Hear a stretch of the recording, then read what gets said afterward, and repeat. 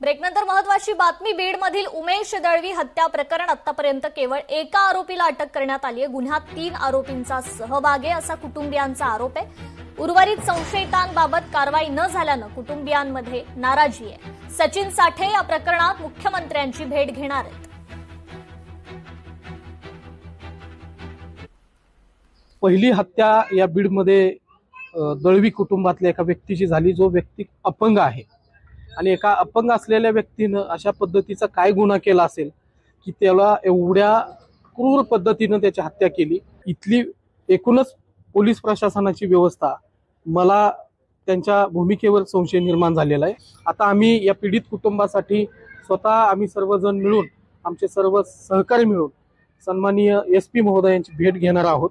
आणि जोपर्यंत यांना न्याय मिळणार नाही तोपर्यंत आम्ही हटणार नाहीत, या निमित्तानं हे आम्ही आवाहन करतो.